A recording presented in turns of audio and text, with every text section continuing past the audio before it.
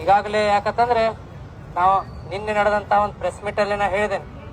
ಯಾಕಂತಂದ್ರೆ ನಮ್ಮ ಒಂದು ಜಾರಕಿಹೊಳಿ ಕುಟುಂಬದಲ್ಲಿರುವಂತಹ ಎಲ್ಲಾ ಜನಪ್ರತಿನಿಧಿಗಳು ಎಲ್ಲರೂ ಕೂಡ ಈ ತಮ್ಮ ಒಂದು ಚಾಲನಾ ಸಮಿತಿಗೆ ಸಂಪೂರ್ಣವಾದಂತಹ ಬೆಂಬಲವನ್ನು ಕೊಡ್ತಾರೆ ಅನ್ನುವಂತ ಮಾತನ್ನ ಅಲ್ಲಿ ಹೇಳಿದ್ದೀನಿ. ಅದೇ ಗಟ್ಟಿ ಮಾತನ್ನು ಇಲ್ಲಿಯೂ ಕೂಡ ಇವತ್ತು ಹೇಳಾಗುತ್ತೆ. ಈಗಾಗಲೇ ಯಾಕಂತಂದ್ರೆ ತಾವೆಲ್ಲ ನೋಡಿರ್ಬೋದು.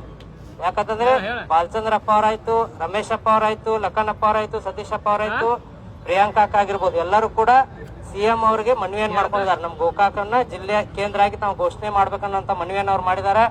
ಈಗಾಗಲೇ ಯಾಕಂತಂದ್ರೆ ಬಸಗೌಡ್ರು ಹೇಳಿದ್ರು, ಯಾಕಂದ್ರೆ ಒಂದ್ ಸರ್ಕಾರನ ತೆಗೆದು ಒಂದ್ ಸರ್ಕಾರನ ತಂದಿದೆ. ಅದನ್ನ ಯಾವಾಗ ಮಾಡಿದಾರು? ತಮ್ಮೆಲ್ಲರ ಬೆಂಬಲ ಇದ್ದಾಗ ಮಾಡಿದಾರೆ. ಸೊ ಇದನ್ನು ಕಾರ್ಯ ಮಾಡ್ಬೇಕ ತಮ್ಮೆಲ್ಲರ ಒಂದು ಗಟ್ಟಿಯಾಗಿರುವಂತ ಬೆಂಬಲ ನಮ್ಮ ಕುಟುಂಬದ ಜೊತೆ, ಅಂದ್ರೆ ನಮ್ಮೆಲ್ಲ ಈ ಒಂದು ಹೋರಾಟ ಸಮಿತಿ ಜೊತೆ ತಾವ್ ಇರ್ಬೇಕು.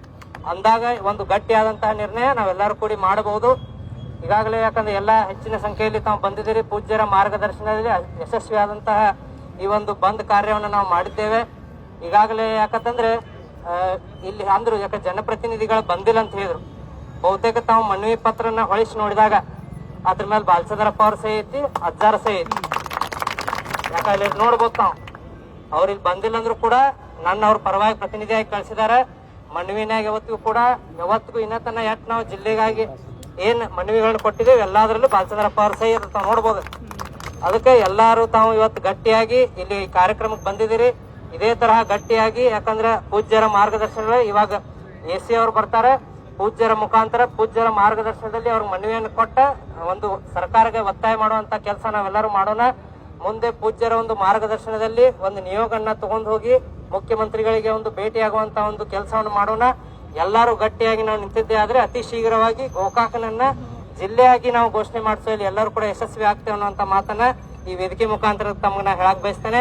ಅದ್ರ ಜೊತೆಗೆ ಯಾಕಂತಂದ್ರೆ ಈಗ ಇದೇ ಹೇಳಿದ್ರು, ಯಾಕ ಹೋರಾಟ ಮಾಡುವಂತ ಎಲ್ಲ ಹಿರಿಯರದಾರ.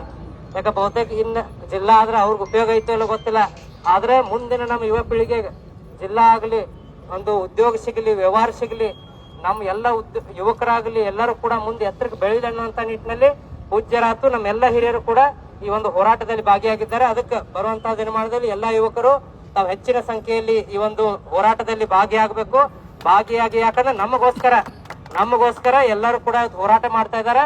ಅದಕ್ಕೆ ತಾವು ಎಲ್ಲರೂ ಮುಂಚೂಣಿಯಲ್ಲಿ ಬಂದು ಹೋರಾಟದಲ್ಲಿ ಭಾಗಿಯಾಗಬೇಕಂತ ಹೇಳಿ ನಾ ಈ ವೇದಿಕೆ ಮುಖಾಂತರ ತಮ್ಮಲ್ಲಿ ಮನವಿಯನ್ನು ಮಾಡ್ತೇನೆ.